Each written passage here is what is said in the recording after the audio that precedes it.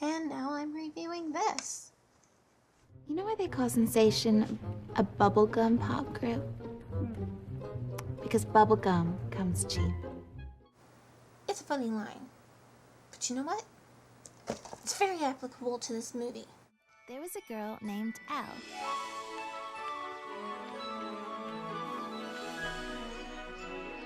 All Elle ever wanted to do was sing.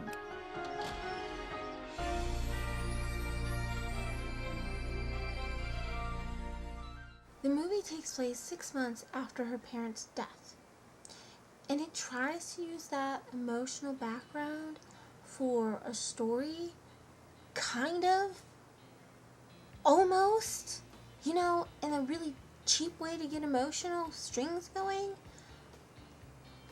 But no, her grief is all about her. It's not about her parents, and it's reinforced by all those near and dear to her who should be grieving along with her. No, they reinforce just selfishness.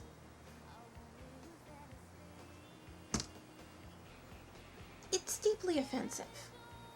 You're going to use the death of someone near and dear to your heart, or supposed to be near and dear to a character's heart.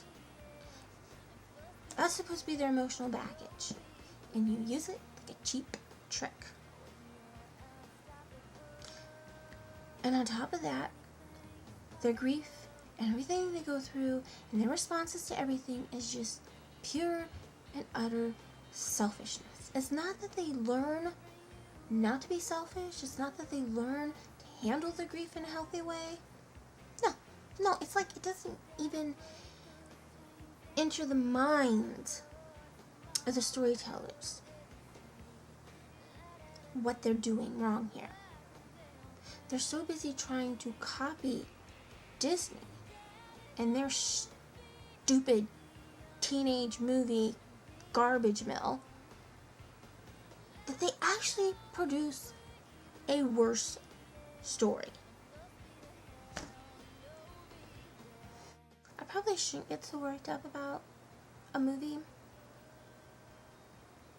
but it does bother me. Don't be afraid to chase your dreams because you're talented, so you deserve to chase your dreams. That is the message of this. It's not work hard even when you're emotionally torn inside. And that's what it could have been. It could have been, the nitty-gritty of behind the scenes, working in a studio, and the hard work that goes on. And it almost, said it was going to be that kind of movie. There's just one or two scenes. But no, it goes along, skipping work, being completely irresponsible over and over again. And it's okay, because she's the main character. No, it's not okay. I said, what do you think you're doing? Is it possible we can get our vanilla lattes today because they're not gonna get themselves? Right, I got it. Vanilla latte. Listen up, Ellie. This isn't fairy tale land or Hicksvale or wherever you're from. It's Elle, and I'm from Nashville. Who cares, Emily? Rather than the traditional and easily recognizable character Cinderella, who is compassionate, kind, intelligent, and hardworking, we get Elle. Elle's main character trait is that she loves music, and she's actually very talented. However, Elle does not want to work hard, and it shows in pretty much everything this character does in this movie. In my opinion, this besmirches the concept of Cinderella. After Elle is orphaned and adopted by her Uncle Alan, who is actually just a family friend, she takes on a job as an intern for his record company because her first plan, which was to go to music school at Berkeley, fell through when she bombed her audition due to the sudden and unexpected death of her parents. I would feel sorry for her, but like I said earlier, the death of her parents is treated like a cheap gimmick, rather than a real emotional story. Furthermore, as she is supposed to be working as an intern, she just screws around most of the time and complains about doing any work. Somehow, because she has natural talent, real work is beneath her. This is why she's an absolutely terrible role model. People can complain about the classical and traditional Cinderella all they want, but at least the traditional Cinderella had some good qualities that little girls can look up to and admire. Hard work is a virtue. It's a good thing. Chin up, Elma Bell. You'll get your wings one of these days. See you later. Supporting Ella is the coffee dude and her friend Kit, who's a fellow intern who has this side romance with Coffee Dude. Elle's persecutors is the band Sensation. They are the top band for the record company that Elle is working in. That's me. Elle Daniel. We're 9 minutes into the movie and now you decide to introduce yourself and narrate? Dude, we already got to know you through the film. We don't need your narration.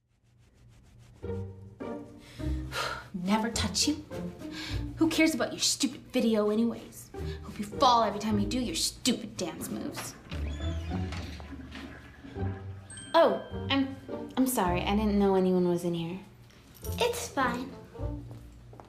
I'm just having a bad day, you know? It happens. It's my boss, sort of.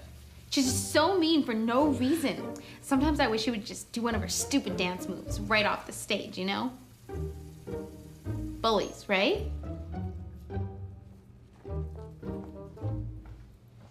Well, thanks for listening anyway. Just so you know, no one cares about your boss or your bad day. And for the record, my mother worked out the stupid dance moves. Don't bother saying you're sorry. I can already see it.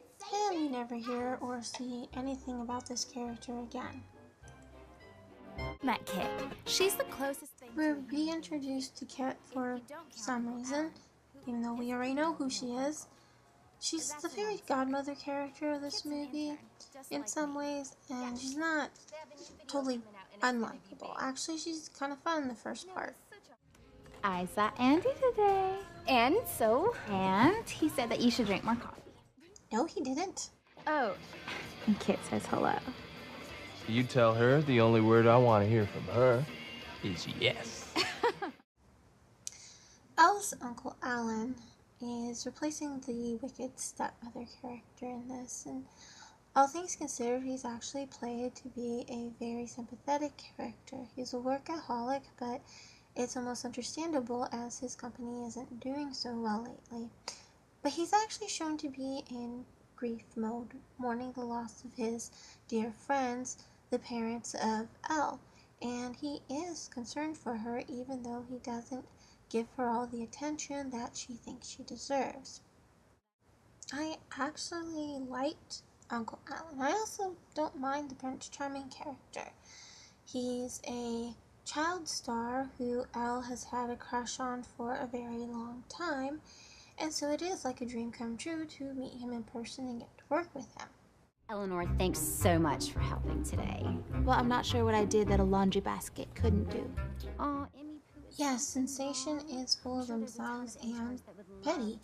They do demand I'll do some things that are rather demeaning, but it's nothing actually very difficult.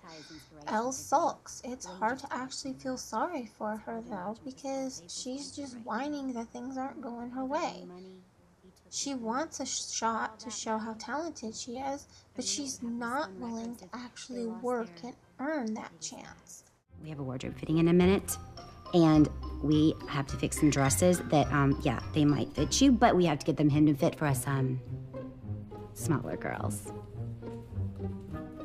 Or is that too much to ask from our little laundry basket? Instead of working, we get a 1-minute montage, which feels so much longer. We're then treated to a flashback, explaining stuff that we already know, and really it's just about as generic as it can be. There I was, in a Los Angeles recording studio. And I was all alone. After all, this story doesn't care about consistency. Why in the world is there candles in the recording studio? Making it, atmospheric, like it's a music video rather than her recording herself off the cuff. Honestly, the song actually did get me misty-eyed. My kingdom, you're never really gone. I'm Ty Parker.